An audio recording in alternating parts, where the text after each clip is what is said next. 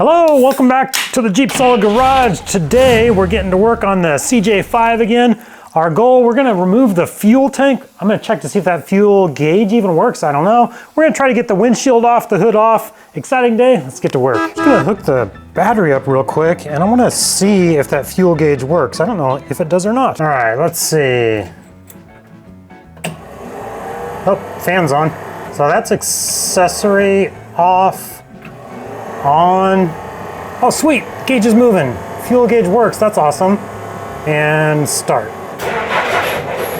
Okay, cool. So I'm just figuring this Jeep out. What works, what doesn't, what different knobs and levers do. There's a lot about this Jeep, I don't know. But if you're new to the channel, this is a 1958 CJ5 I picked up a few weeks ago with the goal of doing a frame off restoration. Subscribe to the channel if you want to follow along on this adventure and figure this out with me. So the good news, the fuel tank sending unit seems like it works.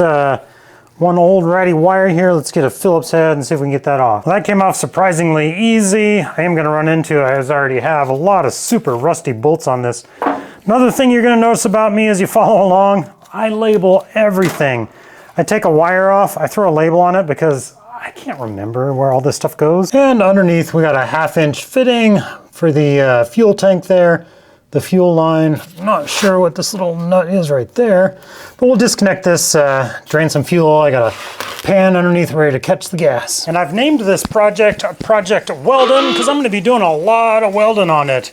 But anyways, got that 1/2-inch line off. Looks like Weldon is doing something here. What do you think? Fill in your little comment down below. All right, got all that gas cleaned up and transferred into some containers that I can get rid of. 'Cause I have no idea how old that gas is. Definitely don't want to use it.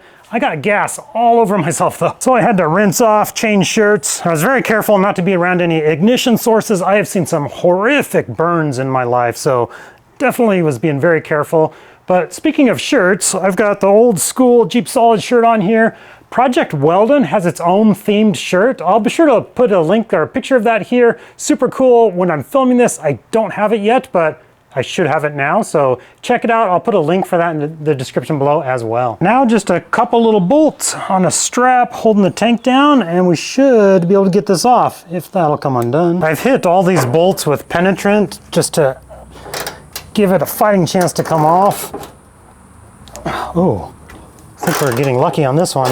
The one down on the floorboard though, I don't know, we'll see. Well, I thought that one was moving. It was moving, but it decided to stop. I have a sneaking suspicion this Jeep is gonna get a complete new set of bolts. Every little bolt. But see this one, yeah, it feels like it's moving. Let's see, it's not spinning on the bottom.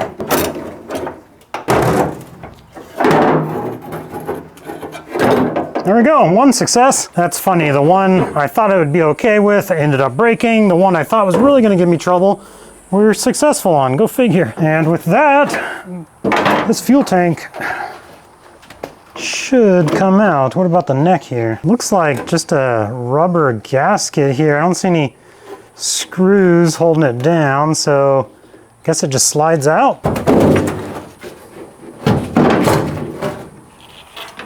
Yep, that'll do it. And a few more treasures. Oh, fishing hooks.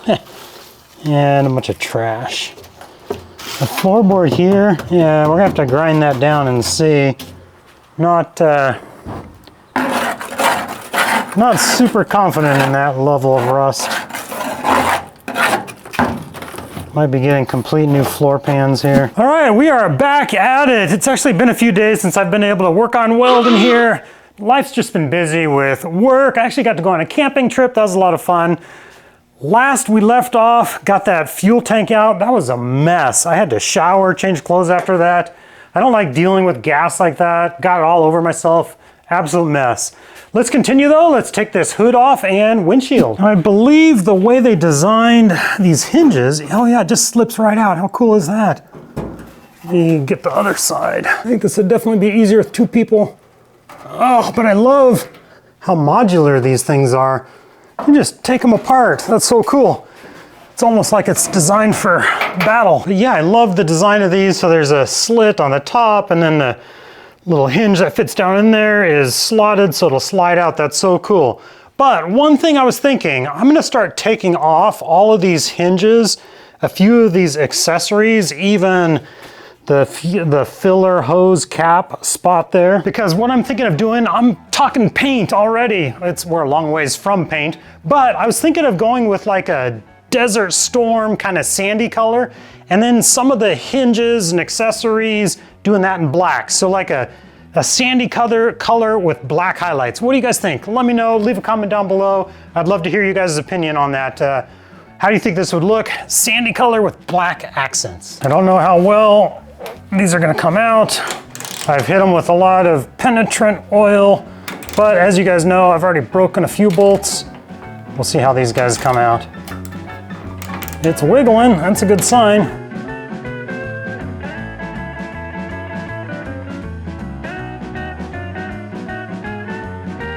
Now I believe the windshield is designed the same way where it's slotted, so if we tip it forward at the right angle, it should pull right out. But first, I need to remove this vacuum line.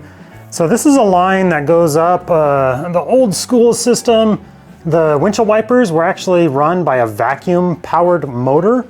The current system that's here now is electrical, so this vacuum hose goes nowhere, so just gotta get that out of the way. Alrighty, vacuum line and electrical is disconnected.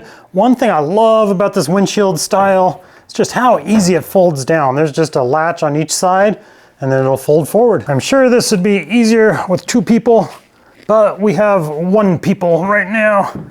Let's give it a shot. So the trouble is, I get this side out. Yeah, I can get over the other side.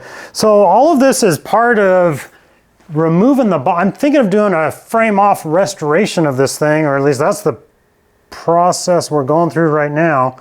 That's my plan. My plan is subject to change. I don't want this to fall. Will this side slide out too? Yeah. I'm just a little nervous that it's gonna come crashing down. I don't want to break a windshield. Why is this side not lifting? All right, I put the driver's side back in its groove there. Because yeah, so maybe it's just the angle. Because this side slid right out, no problem. Maybe having it off the track here just a little bit makes it impossible to do one side at a time. But we'll see here. Give it one more shot. Oh, there we got it. It's kind of heavy.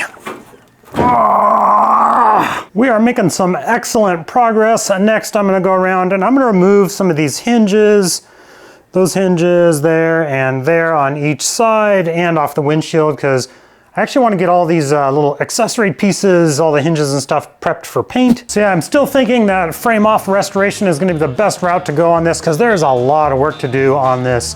So be sure to follow along, subscribe to the channel if you want to see the progress of this. The next video, I'll link in the video description below as well. And those Project Weldon shirts should be available now. I'll put that link in the video description as well. Thank you guys so much for watching and have a good day. Oh boy, lots to do on this.